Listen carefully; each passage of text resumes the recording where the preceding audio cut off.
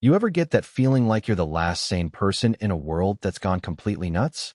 That's exactly how it felt the day I stood handcuffed on my own porch, staring at two guys in rented uniforms and the HOA president grinning like she just won the lottery.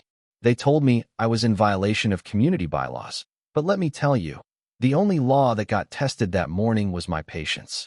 Funny how moving into a so-called quiet neighborhood can turn into the craziest case of your entire career, and I say that as a retired police chief who's seen more than his share of weird. But, hey, let me back up a sec, because the whole thing started with a smell. The smell of fresh paint and new beginnings. I just moved in, boxes stacked so high I could barely find the door, labels scrawled by my late wife that still made me laugh. Old files, burn after reading. That kind of thing. This house, tucked under those big old oaks, was supposed to be my reward for 20 years on the job, 15 on SWAT, 5 as chief. Out here, it wasn't sirens that woke you, it was birds, or maybe the hum of Duke's leaf blower next door. I'd always believed what my grandpa told me. A man's home is his castle, but the best castles have quiet neighbors. And for 3 weeks, life delivered on that promise. People waved. A young family brought cookies. I started sleeping through the night again. It actually felt like a community, the kind I thought only existed in small towns and old movies. Then, right as I was getting used to the peace, the first sign showed up, tucked under my truck's wiper. Bright red paper, the kind meant to make you nervous before you even read it.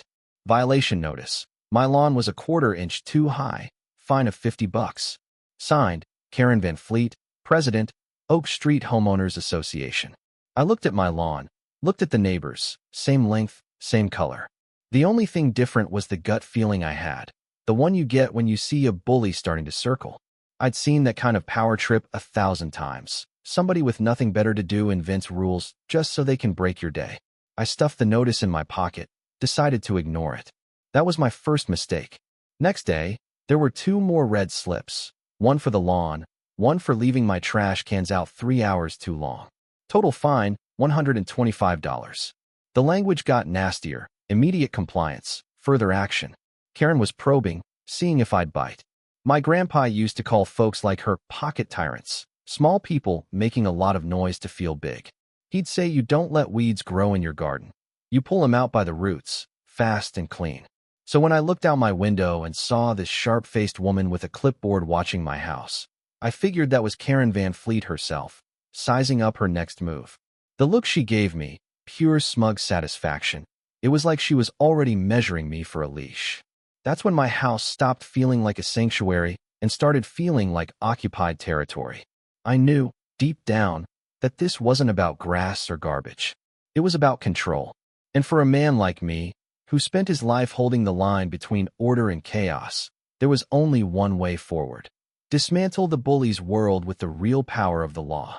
Next morning, instead of heading to my old office at the PD, I drove downtown to the county clerk. Marble floors, dusty air, the sound of bureaucracy at work. I asked for the HOA's official records. Nothing. Not a trace. The clerk checked again and again. No Oak Street HOA, no covenants, not even a hint of legal standing for this so-called organization. Turns out, Karen's association was as real as monopoly money. The clerk gave me 2 certified, notarized letters confirming it. My first real weapons in this war. See, that paper proved she had no authority, but it didn't prove her crimes.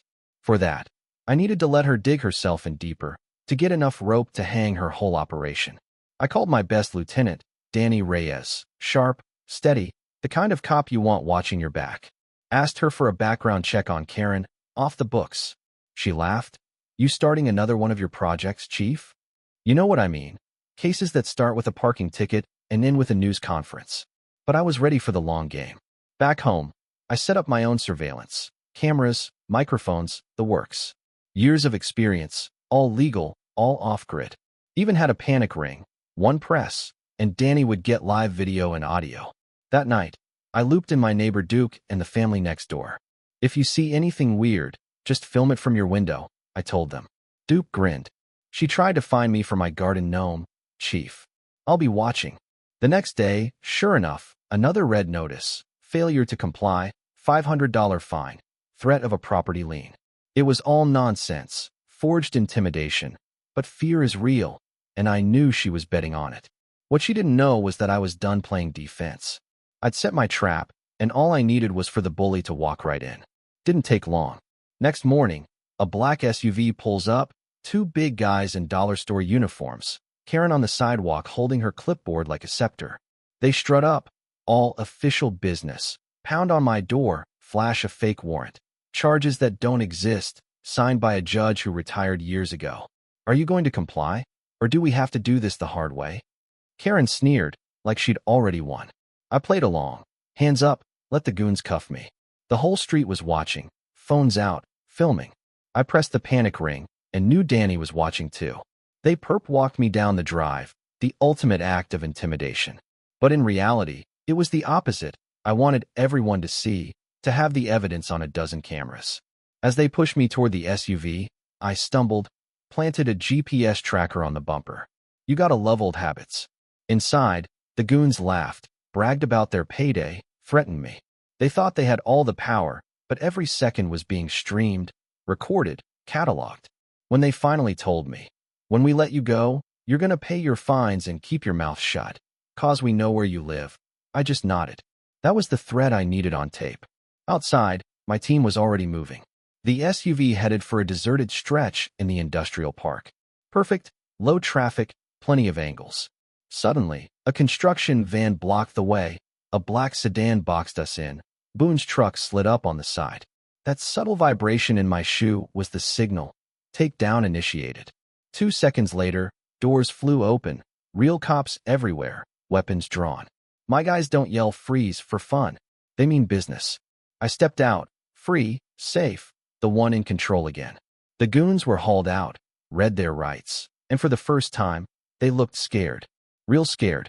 Boone found the airsoft gun and the 9mm with the serial number filed off. Now the charges were serious: impersonation, kidnapping, firearms, racketeering. As my team tore apart the SUV, they found a stack of red notices, maps of other neighborhoods, a binder with houses marked, wads of cash, and a burner phone. The jackpot. Text messages and call logs tied everything back to Karen. She'd been running the same scam all over the city, using fake HOAs, shell LLCs, threatening old ladies and young families, cashing checks from people too afraid to fight back. The kind of operation that made your blood boil. Boone took the storage unit key we found and raided her off-site office. File cabinets full of forged notices, payment records, blank legal forms, fake court orders. Files on every victim, cash tracked, templates for every lie. It was all there, enough evidence to bury her for years. As dusk fell, we planned our last move, a board meeting at her house. Danny had the texts. Karen was holding court in her garage, surrounded by her so-called board, prepping for the next round. We moved in silent as shadows, listening to her rant about loyalty and discipline. Then, door crashes open. Police. Nobody moved. Karen froze, then tried to bolt. Boone cut her off. I cuffed her myself. The queen was finally in chains. I walked her out to the waiting patrol cars, red and blue lights flashing on her empire of lies. Neighbors lined the street, phones up, mouths open. This was justice in real time. The end of fear, the restoration of peace. Karen hissed that she'd sue, that she'd ruin me. I didn't bother replying. The cuff said it all. A month later, life on Oak Street is quiet again, the good kind. Duke waves from his mower. The kids ride their bikes. No more red slips. Karen's in federal prison. Her muscle pled out for lighter sentences. The judge called it a campaign of intimidation built on fear and fraud. Restitution checks are being mailed. The state set up a hotline. Other copycat boards went down, fast. Sometimes, late at night, I look at the fake badge we use for training, how to spot cons, how to fight back. It reminds me that real authority isn't about paperwork or threats. It's about trust, about protecting people, about standing up to bullies. My grandpa was right. Rules are there to serve people, not to crush them. But the truth is, there'll always be someone out there trying to run the same game. And as long as I've got a front porch, a hot cup of coffee, and neighbors willing to stand together, no bully, fake or real, will ever own this street again. So what do you think? Where's the line between order and control? Ever had to fight back against a bully hiding behind fake rules? Drop your story below. Let's talk about what real justice looks like and who you'd want standing next to you when the chips are down.